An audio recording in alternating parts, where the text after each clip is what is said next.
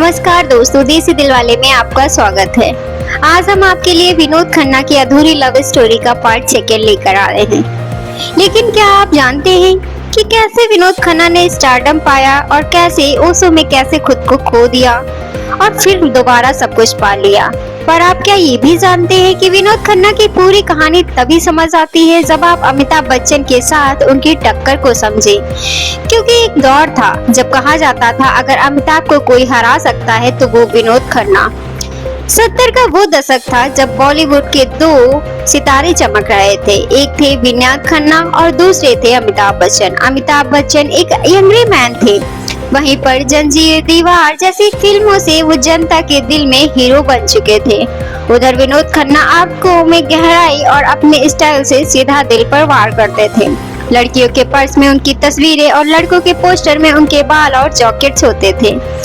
कई फिल्मों में ऐसी थी जहां दोनों साथ दिखे, जैसे हेरा फेरी, परवरिश, अमर अकबर एंथोनी और मुकद्दर का सिकंदर। हर बार दोनों के फैंस क्लास होते थे, कौन बेहतर है। कई बार सेट पर हल्की फुल्की ईगो क्लास खबरें उड़ती थी। हालांकि दोनों कभी पब्लिक में कुछ नहीं बोले। अमिताभ के पास हर डायरेक्टर की लाइन लगी रहती थी, पर डायरेक्टर प्रोड्यूसर जानते थे अगर विनोद खन्ना का जोड़ दो तो फिल्म डबल धमाल मिलेगा। लोगों को मजा आता था। एक तरफ अमिताभ बच्चन का गुस्सा था और दूसरी तरफ विनोद खन्ना का ठहराव। लोग थिएटर में सीटी बजाते थे जब दोनों का फ्रेम में होते थे, मानो बिजली गिर जाती थी। अब सवाल ये था कि क्या दोनों में सच में एकदम से अच्छी बॉन्डिंग थी। कई लोग कहते हैं कि विनोद खन्ना को लगता था कि वो सालों से हीरो बन सकते हैं और कई बार उन्होंने अमिताभ के साथ बड़ी फिल्म की मांग की। उधर बच्चन कैंप को लगता था विनोद खन्ना की वजह से स्क्रीन टाइम टाइट बढ़ रहा है, इसलिए धीरे धीरे दोनों के बीच गैप बढ़ा। कहा जाता है मुकद्दर का सिकंदर के बाद विनोद खन्ना को ऑफर मिली शान, पर उस वक्त वो ओशो के चक्कर में फिल्मों से कटने लगे थे और वो रोल शत्रुघ्न सिन्हा के हाथ में चला गया था। दीवार के सेट पर कहा जाता है कि विनोद खन्ना ने डायरेक्टर से कहा था, मुझे अपने सीन में बराबरी चाहिए, मैं अमिताभ से छोटा नहीं दिखना चाहता। इसलिए दीवार में उनका भाई वाला रोल भले सेकेंडरी लगता हो, पर कई जगह विनोद खन्ना ने अपनी एक्टिंग से बाजी मार ली थी। सच तो ये भी था कि दोनों एक दूसरे की इज्जत करते थे। अमिताभ बच्चन ने एक इंटरव्यू में कहा था, विनोद बहुत अच्छे एक्टर हैं, सेट पर चुपचाप रहते थे पर कैमरा ऑन होते ही उनकी आंखें बोलती थी। विनोद खन्ना भी कहते हैं कि अमिताभ एक जुनून है और उसमें कोई बनावट नहीं है। कहा जाता है अगर विनोद खन्ना ओशो के लिए सब कुछ छोड़कर न जाते तो अमिताभ के बराबर या शायद उनसे आगे भी निकल जाते, पर विनोद खन्ना ने अपनी खुद की तलाश को स्टारडम से ऊपर रखा। मीडिया ने तब बहुत मसाला परोसा। अमिताभ ने चैन की सांस ली, विनोद खन्ना गए आश्रम। सच क्या था दोनों जानते थे। जब विनोद खन्ना लौटे तब तक अमिताभ का राज और पक्का हो चुका था। विनोद ने कभी पुरानी मुद्दों पर बात नहीं की। दोनों संसद में साथ दिखे, दोनों एक दूसरे को रिस्पेक्ट देते रहे। कई लोग जानते हैं कि अगर विनोद खन्ना ओशो के पास ना जाते तो बॉलीवुड में डबल सुपरस्टार होते। दोनों की जोड़ी शायद और फिल्में देती और लोगों को आज भी याद रहती।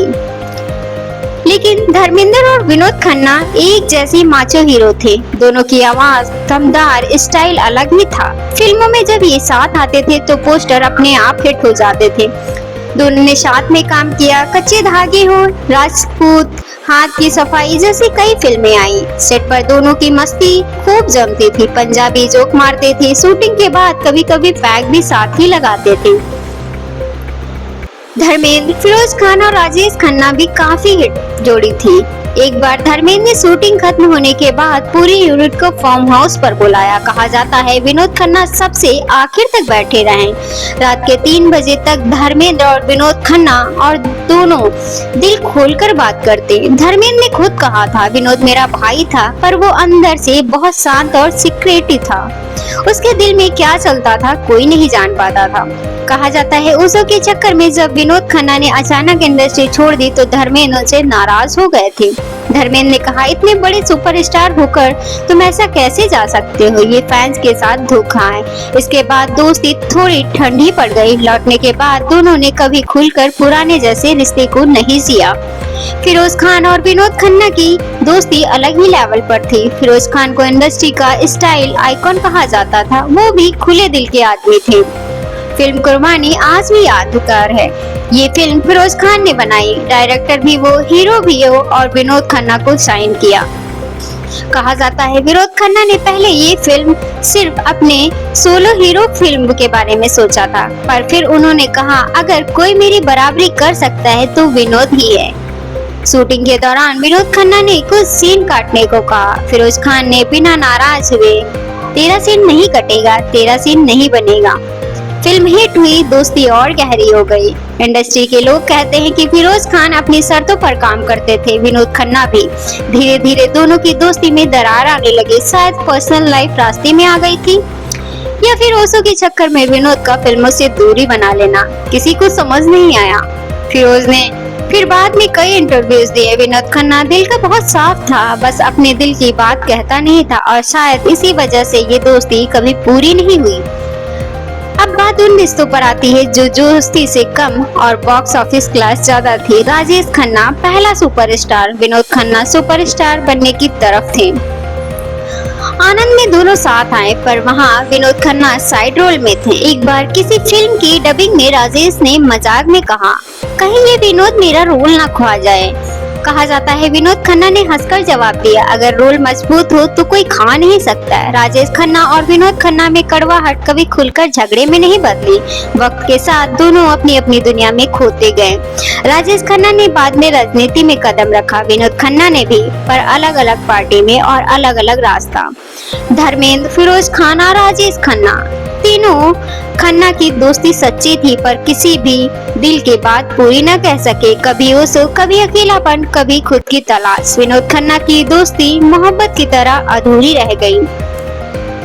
2017 में विनोद खन्ना को कैंसर हुआ। ये बात मीडिया को काफी देर से पता चली। कहा जाता है फैमिली ने बहुत वक्त तक इस बात को छुपा कर रखा।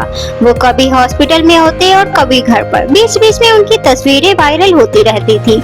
उनकी हालत देखकर हर कोई हैरान था, क्योंकि वो विनोद खन्ना जिनकी आंखों में सितारे बसते थे अब बिल्कुल बदल चुके थे।